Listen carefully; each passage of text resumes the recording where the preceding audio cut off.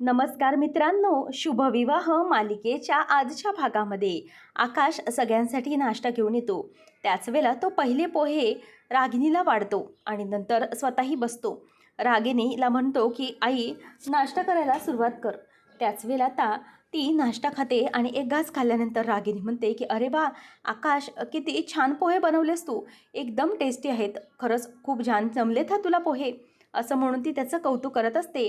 त्याच वेळेला आता आकाशही खूप खुश होतो आणि मग नंतर रागिनी ही अथर्वला म्हणते की अथर्व, बघ बघ, शिक आकाशकडून काहीतरी, बघ किती छान पोहे बनवलेस त्याने माझ्यासाठी, आणि तू तू तर आईसाठी काही करतच नाहीस हो ना.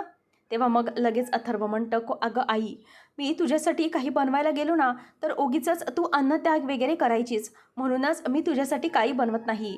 बनवायला गेलो तर तू काय करशील याचं नेम नाही. त्याच वेळेला मग आता हे ऐकल्यानंतर सगळेजण हसायला लागतात आणि अथर्वच्या त्या बोलण्यामुळे आकाश म्हणतो अरे अन्नत्याग वगैरे हे सगळं काय आहे. अरे मी ही काही शिकलो नव्हतो अगोदर, मी हे सगळं भूमीकडून शिकलोय, हे भूमीने मला सगळे शिकवलेले आहे, म्हणूनच तूही सगळं काही मानसीकडून शिकून घे, असं तो त्याला बोलतो. त्याच वेळेला आता अथर्व मान खाली घालतो, काहीच बोलत नाही. आकाश म्हणतो की काय रे अथर्व, अजूनही तुमचं भांडण सुरूच आहे का? तुम्ही पण ना एक भांडणं मिटवण्याचं सोडून उगीचच भांडण बसता. तितक्यात भूमी येते आणि ती सगळ्यांना चहा देत असते. तेव्हा भूमीला रागिनी म्हणते की भूमी, अगं आकाशला वाढ. तेव्हा ती म्हणते की हो हो वाढते. नंतर मग मानसी देखील आता सगळ्यांना वाढायला लागते. तर आकाश अथर्वला सांगत असतो की अथर्व, उगीचच कशाला भांडत बसता तुम्ही दोघं, तुम्ही ना अगदी लहान मुलांसारखं भांडत असता, नुसतं लांबण लावता भांड्यांना. अरे रात गई बात गई असं भांडणाचं असावं, हो की नाही भूमी? तेव्हा भूमी म्हणते की हो, अगदी बरोबर आहे. त्यानंतर मग आकाश ते खातो आणि म्हणतो की वा भूमी, खरंच खूप छान झालेत पोहे, भारी जमलेत मला, असं तो स्वतःचंच कौतुक करत असतो. असं म्हणून तो पोहे खात असताना भूमी त्याच्याकडे खूप खुश होऊन बघते. नंतर आकाश पोहे खायला सुरुवात करतो. त्यानंतर आपल्याला पाहायला मिळतं की आता रागिनी म्हणते की आकाश, नाश्ता तर खूपच छान केलेला आहेस तू. मानसीच्या डोक्यात सुरू असतं की कसं आता शोधायचेत, हे पैसे कुठे आहेत ते ताईने शोधायला सांगितलेत, बघितले पाहिजे. त्याच वेळेला आता मानसीच्या डोक्यात विचार सुरू असताना मानसी त्याच तंद्रीमध्ये अथर्वच्या प्लेटमध्ये पोहे वाढत चाललेली असते आणि ते पोहे खूपच चाललेले असतात. अथर्व तिच्याकडे काही बघत नाही आणि फक्त हातमध्ये धरतो, तरीही ती त्याच्या हातावर पोहे टाकते. तेव्हा मग अथर्व चिडतो आणि म्हणतो की बस ना, किती पोहे वाढत आहेस, मला किती वाढतेस, बस कर, असं म्हणून आता तो तिच्यावर चिडतो आणि खूपच ओरडतो. त्याच वेळेला आता लगेच मानसी दचकते आणि ती प्लेट बाजूला घेते. नंतर मग आता मानसीच्या डोक्यात तेच विचार सुरू असतात. तेव्हा आकाश अथर्वला म्हणतो की अरे अथर्व, किती चिडतोयस तिच्यावर, अरे असं बोलू नकोस तिला, ओरडून बोलतोयस नुसता, आणि किती बोलणार आहेस तिला तू, आता भांडणं मिटवा, बस झाली, सारखे सारखे वाद कशाला हवेत, तुम्ही ना नुसते लहान मुलांसारखे एकमेकांशी भांडत असता. बरं भांडता तर भांडता, राग मात्र तुमच्या नाकावरच असतो. आणि हो अथर्व, तूही हां, जरा काही बोललं की तुला लगेच राग येतो, आणि हो मग ही भांडणं तुमची लांबत जातात. भांडणं कशी शांतपणे मिटवून टाकायची, इतकी कशाला ताणात ठेवायची आहेत भांडणं, काय मानसी, असं मग तो तिला बोलत असतो. त्यावेळेला आता इथे लगेच आजी म्हणते की मग अरे तुम्ही आकाशकडून शिकून घ्या अथर्व, की कसं राहायचं संसारामध्ये. बायकोवर आपल्या तू किती प्रेम करतो बघितलंस ना, किती काळजी घेत असतो तो भूमीची, आणि ते दोघे एकमेकांना कसे जपतात ते जरा बघा. नाहीतर तुमचं आपलं नुसतं सारखं सारखं भांडणच असतं. त्याच वेळेला त्यावर अथर्व काहीच बोलत नाही, तो गप्प बसलेला असतो. नंतर आता मानसी विचार करते की काय करू, आता मला ताईने जे काही सांगितलं आहे ते काम व्यवस्थितपणे पार पाडायला पाहिजे. तेव्हा मग लगेच रागिनी म्हणते की आकाश, खरंच तू तुझ्या माणसांवर खूप प्रेम करतोस. आणि नंतर आजी म्हणते की हो, तो अगदी भूमीवर आणि आपल्या माणसांवर आंधळेपणाने प्रेम करतो, प्रत्येकावर विश्वास टाकतो आपला आकाश, बघा त्याच्याकडून शिका काहीतरी. तेव्हा मग आता रागिनीला बघूनच भूमी म्हणते की आजी, तुमचं तर बरोबर आहे की आकाश सगळ्यांवर प्रेम करतो, पण प्रेम आणि विश्वास या अशा गोष्टी आहेत ना, ज्या दोन्हीही गोष्टी अगदी डोळसपणे केल्या पाहिजेत. कुठल्याही माणसावर किंवा आपल्याही माणसावर विश्वास ठेवताना त्या डोळसपणेच ठेवला पाहिजे, असा टोमणा ती रागिनीकडे बघून मारते. तेव्हा मात्र आता रागिनी तिच्याकडे बघतच राहते. नंतर भूमी म्हणते की हो की नाही आकाश. तेव्हा लगेच रागिनी म्हणते की हो हो भूमी, तुझं म्हणणं ना अगदी पटलं मला, योग्य आहे, तू नको काळजी करूस. काय ना, आकाशला डोळस आणि अंधेपणाने प्रेम न करता डोळस प्रेम कसं करायचं हे मी नक्कीच शिकवेन, असं ती मुद्दामच तिला दुसरा टोमणा मारते. आणि भूमी तिच्याकडे आश्चर्याने आणि आकाश देखील आश्चर्याने बघत राहतो. तेव्हा आता आकाश रागिणीला म्हणतो की बरं आत्या, आपल्याला कामावर जायचं आहे ना, ऑफिसला तू येणार आहेस ना? नाही म्हणजे मी आणि अभिजित जाणारच आहोत, तर तू पण येणार आहेस ना? तेव्हा ती म्हणते की नाही अरे आकाश, मला यायला नाही जमणार आहे ऑफिसमध्ये. तेव्हा मग तो म्हणतो की आत्या, अगं तू कालच बोलीस ना मला, आपण तिकडे जाऊन बँकेचं सगळं काही टॅली करूया, मीटिंग बोलवूया वगैरे असं काही, मग तू येणार आहेस ना? तेव्हा ती म्हणते की नो नो, छे, मी अजिबात बँकेत तिथे किंवा कामावर येणार नाही. मी वर्क फ्रॉम होम करणार आहे अगदी निवांत. म्हणूनच मला आता कोणताही लोड घ्यायचा नाही. ते काय आहे ते सगळं तुम्ही बघून घ्यायचं आहे. तेव्हा आता मात्र रागिनी इथेच थांबणार हे ऐकून भूमी मात्र खूपच घाबरते. तेव्हा आता आजी म्हणते की रागिनी, नाही नाही, तुला कुठेही दुसरीकडे जायचं नाही किंवा कामावरही नाही. तुला घरीच थांब, पण माझ्याबरोबर तुला एके ठिकाणी यायचं आहे. तेव्हा रागिनी म्हणते की काय झालं आई, कुठे यायचं आहे मला? तेव्हा ती म्हणते की अगं, मी ना आपलं खाऊन झालं की देवळात जाणार आहे. काय ना 2 दिवसानंतर आकाश साईबाबांची तिथी येणार आहे. मग त्यांना दानधर्माचं विचारायचं आहे, काय करायचे, कसं करायचे. त्याशिवाय मुहूर्त वगैरे सगळं काही त्यांना नीट विचारून घ्यावं लागेल ना. आपल्याला नैवेद्य दाखवायचं असेल म्हणून त्यांना सगळं काही नीट मला विचारून घ्यायचं आहे. तेव्हा रागिनी म्हणते की आई, अगं मी मस्त आराम करणार होते. तेव्हा मग आजी म्हणते की हो हो, तू आराम करच गं, पण आल्यानंतर कर, आपल्याला थोडाच वेळ जावं लागेल तिकडे. आणि कसं आहे ना, तू असलीस की मला जरा काहीतरी सुचतं, तू नसलीस की मला अगं असं बावरल्यासारखं होतं, हल्ली काही सुचत नाही ना मला. तेव्हा मग रागिनी म्हणते की बरं बाई, चल माझं खाऊन झालेलं आहे, आपण लागलीच निघूया. तेव्हा मग आता भूमी ही आजीकडे हसूनच तिला खुणावते आणि भूमीला आठवतं की भूमीने आजीला सांगितलेलं असतं की आजी, माझं छोटंसं काम कराल का? काय ना, मी आणि आकाश आत्यासाठी काहीतरी सरप्राईज प्लॅन करतोय. काय ना, आत्या घरात असल्या की ते आम्हाला अगदी मोकळेपणाने करता येणार नाही आणि लपवता देखील येणार नाही. म्हणूनच तुम्ही प्लीज जरा 2-3 तासांसाठी आत्याला कुठे बाहेर घेऊन जाल का? म्हणजे आम्हाला आमचं काम व्यवस्थित करता येईल. तेव्हा आजी म्हणते की अगं इतकंच ना, ठीक आहे, जाते मी घेऊन तिला. तुम्ही तुमचं काय ते प्लॅनिंग आहे ते नीट करा, अजिबात काळजी करू नका, मी तिला घेऊन जाते. असं म्हणून आता आजी ही तिला घेऊन जाते. आणि भूमीचा आता श्वासात श्वास येतो आणि रागिनी म्हणते की आई, चल आपण निघूया. आणि मुद्दामच भूमी तिरक्या नजरेने रागिनीकडे बघत असते आणि भूमीचा प्लॅन वर्क होत आहे याने तिला खूपच जास्त आनंद झालेला असतो. आणि रागिनी म्हणते की चल आई, माझं खाल्लंय, आपण निघूया. नंतर इथे आता भूमी म्हणते की चल, आत्याही निघालेले आहेत, माझं काम आता होणार आणि जे काही आहे ते मला पटापट आवरलं पाहिजे. आजी आणि रागिनी बाहेर पडतात. आकाश म्हणतो की बरं भूमी, माझंही झालंय, मीही आता निघतोच आहे. ऑफिसमध्ये जाऊन मला काही ते बघितलं पाहिजे पुढे जाऊन. तेव्हा लगेच भूमी म्हणते की हो हो शुअर, तूही निघू शकतोस. मग त्यानंतर अथर्व म्हणतो की आकाश, अरे मी पण येतो तुझ्याबरोबर ऑफिसमध्ये. तेव्हा आकाश म्हणतो की नाही नाही, तू येण्याची काही गरज नाही आहे. तू आधी मानसीबरोबरचे तुझे भांडण आहे ते थांबव, तुझे भांडण मिटव, त्यानंतरच मग तू ऑफिसमध्ये शांत डोक्याने ये. तेव्हा अथर्व म्हणतो की असं काय करतोयस, मी येतो तुझ्याबरोबर. आणि हल्ली आज जो काही प्रॉब्लेम झाला आहे तो मोठा आहे ना, म्हणून मी तुझ्याबरोबर येतो, ते मला काही सांगू नकोस. तेव्हा मग आता अथर्व निघून जात असतो आणि म्हणतो की बल आकाश, चल आपण निघूया ना.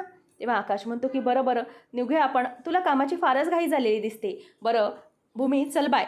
आणि मानसी, बाय बरं का, माझ्याकडून पण आणि अथर्वकडून पण. नंतर निघून गेल्यावर मानसीकडे भूमी येऊन म्हणते की बघ, आता आत्या पण निघून गेलेल्या आहेत, आता आपल्याला चांगला वेळ आहे आणि मी आजीकडून छानपैकी चान्स काढला आहे, त्याच्यामुळे आपल्याला आता शोधावं लागेल सगळं. भूमीला ती म्हणते की आपण कुठे शोधायचं आहे?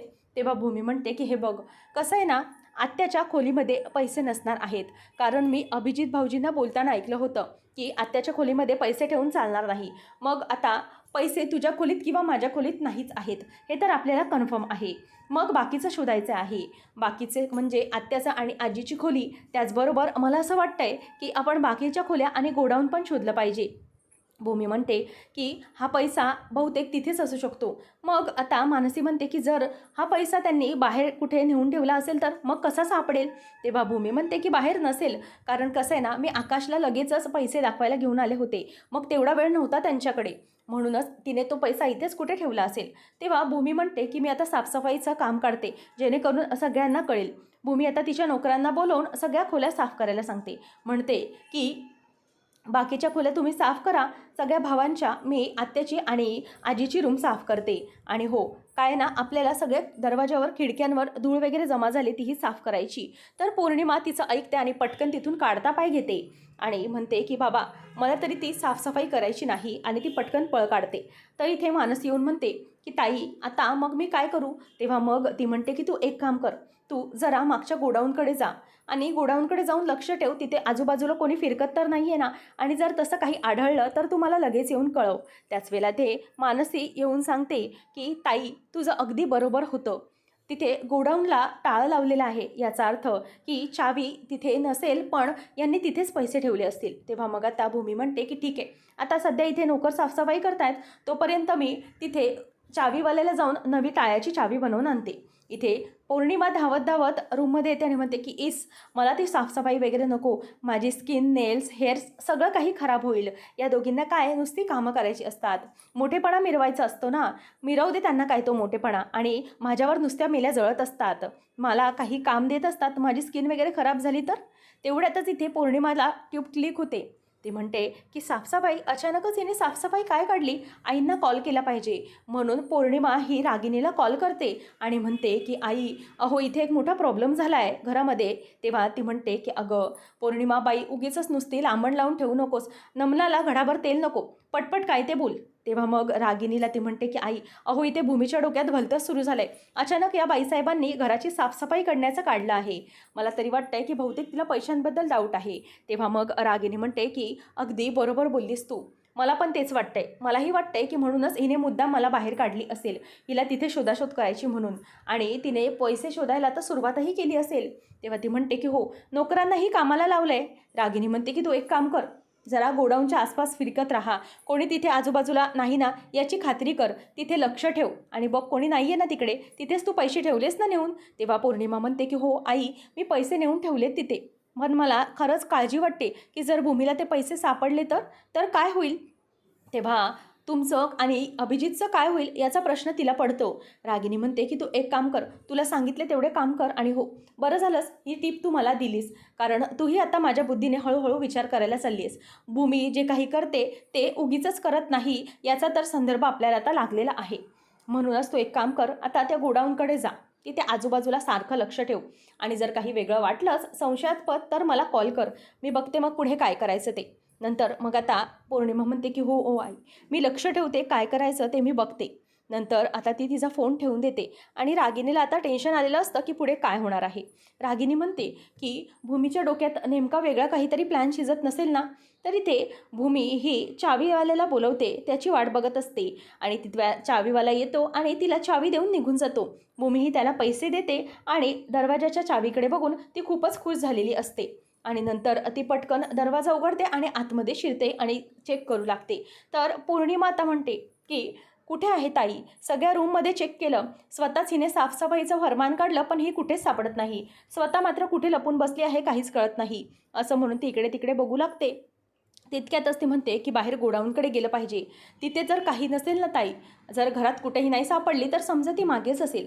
तितक्यात मध्ये मानसी येते, म्हणते की पौर्णिमा अगं काय करतेस काय तू, अगं ताईने घरात सगळ्यांना साफसफाई करायला सांगितली आणि तू मात्र अशीच खाली आत फिरते. मी तुला खूप सोपं काम देते, आम्ही सगळ्यांनी कामं वाटून घेतलेत, आता मी तुला फक्त टेरेस झाडण्याचं काम देते, टेरेस स्वच्छ करून घे. तेव्हा ती म्हणते की नाही बाई, मी काही ती साफसफाई वगैरे करणार नाही, माझं अंग आणि स्किन वगैरे खराब होते, मी अजिबात काही करणार नाही. तेव्हा मग तुम्ही दोघे आहात तर तुम्ही करा, असं मानसीला ती म्हणते. तेव्हा मानसी म्हणते की तू नाही करणार आहेस साफसफाई, ठीक आहे, तुला जर करायची नसेल ना तर तुला करावीच लागेल, आणि जर तू नाही करणार तर मग मी आजीला सांगेन, मग बघ तुला कसं करावं लागतं ते, बाकीच्या घराचीही करावी लागेल, आता तर मी फक्त तुला टेरेस दिलं. तेव्हा मानसीला ती म्हणते की बरं बरं ठीक आहे चालेल, दे करते मी साफसफाई, आणि असं म्हणून ती पुढे जाणार. तेवढ्यातच मानसी तिचा हात धरते आणि म्हणते की अगं झाडू घे आणि टेरेसवर जा, मी तुला बाहेर जायला नाही सांगितलं. मग त्यानंतर मानसीला तिथे हातातून झाडू घेऊन ती वर निघून जाते, आणि मग नंतर मानसी बाजूला निघून गेल्यावर पौर्णिमा पुन्हा खाली धावत धावत येते आणि तो झाडू तिथेच बाजूला ठेवून बाहेर पडते. आणि नंतर भूमी गोडाऊनमध्ये असते, गोडाऊनमध्ये ती इकडे तिकडे शोधत असते आणि आजूबाजूला कोणी येतंय की नाही याची खात्री ती करत असते. तेवढ्यातच आता इथे भूमी सगळे बॅग्स चेक करते, आजूबाजूला रॅक्समध्ये काही सापडतंय का ते बघत असते. आता पौर्णिमा घराबाहेर पडून पटापट गोडाऊनच्या दिशेने पावलं उचलत असते, आणि जेव्हा पौर्णिमा येत असते त्याच वेळेला आता भूमीला ती काचेच्या खिडकीतून दिसते, ती येत आहे ही भूमीला जाणीव होत असते.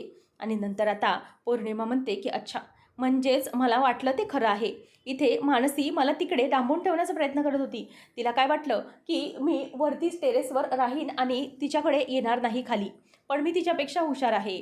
कशी चकवा देऊन लगेच तिला खाली उतरली. ती गायब झाली तोपर्यंत मी बाहेर पण आले. तितक्यात आता इथे भूमी ही खिडकीतून बघते तर तिला पौर्णिमा जवळजवळ येत असल्याचं दिसत असतं आणि ती घाबरते. मग आता इथे भूमीच्या समोर कॅश असते आणि ती कॅश आता उघड झालेली असते. तोपर्यंत पौर्णिमा देखील तिथे पोचते पण काहीच उपयोग होत नाही. आता भूमी ही कॅश बघते आणि ती कॅश सगळ्यांसमोर आलेली असते. आकाश म्हणतो की भूमी, ही कॅश, एवढी कॅश इथे कुठे आली? तेव्हा भूमी म्हणते की आकाश, मी आज साफसफाई करण्यासाठी काढले होते. काय आहे ना की गणपतीपूर्वी झाली पण ती इतकी क्लीन झाली नव्हती, म्हणूनच मग 2 दिवसांनी आईबाबांची तिथी येणार म्हणून आज घाण झाली म्हणून साफसफाईसाठी काढलं. आणि मी गोडाऊनमध्ये जरा साफ करायला गेले होते तर तिथे गोडाऊनमध्ये ही एवढी कॅश मला सापडली. आकाश म्हणतो की पण भूमी, एवढी कॅश गोडाऊनमध्ये कशी काय आली? आणि आपल्या घरातलीच कॅश ही ते अशी कोणी काय ठेवली असेल? तेव्हा मग अभिजित आणि रागिनी दोघेजणही घाबरतात. आकाशला या कॅशबद्दल खूप टेन्शन आलेलं असतं. आकाशला भीती वाटते. आकाश म्हणतो की बरं अभिजित, या कॅशबद्दल तुला काही माहिती आहे का रे? तेव्हा मग आता अभिजितलाही काय बोलावं काही सुचत नाही. रागिनीच्याही चेहऱ्यावर चांगलेच 12 वाजतात. नंतर अभिजित म्हणतो की नाही, अरे आकाश, मला या कॅशबद्दल कसं माहीत असेल? नाही माहिती आहे मला. तर रागिनी आणि अभिजित दोघे भूमीकडे रागाने बघत असतात. आणि मग आता अभिजित म्हणतो की खरंच अरे मला या कॅशबद्दल काहीच माहिती नाही. नंतर मग आता तो म्हणतो की ही कॅश इथे आली कशी काय, मला कळत नाही.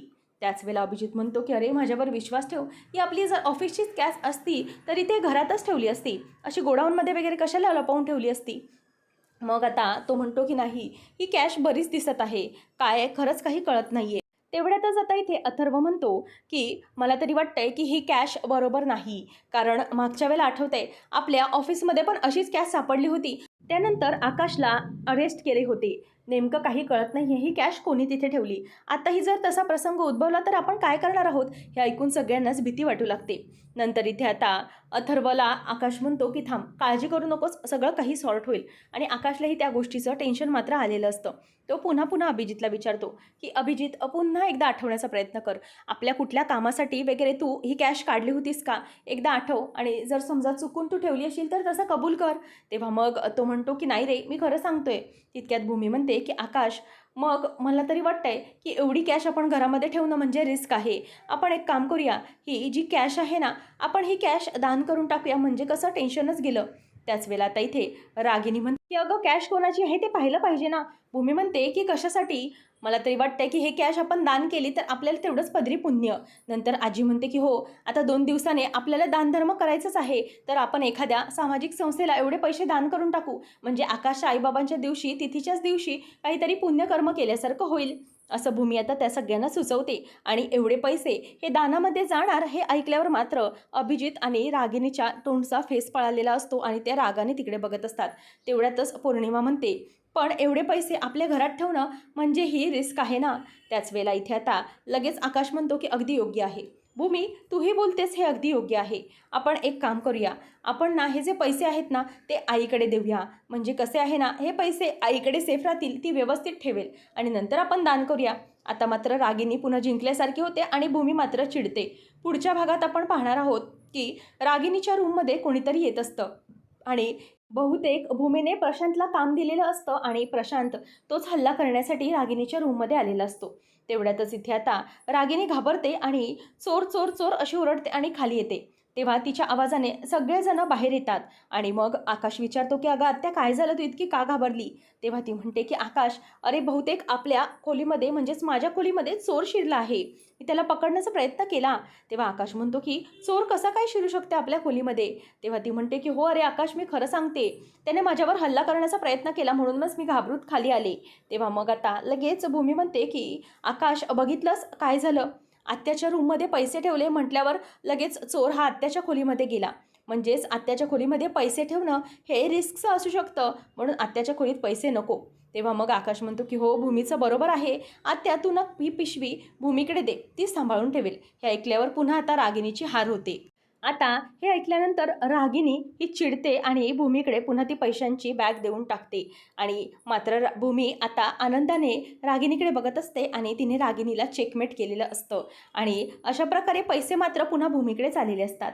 आता भूमी या पैशांचे नेमके काय करणार आणि रागिनीचे पुढचे सगळे डावपेच भूमी कसे हाणून पाडणार हे पाहणं मात्र रंजकतेचं ठरणार आहे. अशाच मालिकांचे नवनवीन अपडेट जाणून घेण्यासाठी आजच आपल्या चॅनलला नक्की सबस्क्राईब करा आणि तुम्हाला व्हिडिओ कसा वाटला कमेंट करून नक्कीच सांगा. अशाच अपडेट्ससाठी चॅनलला नक्की सबस्क्राईब करा.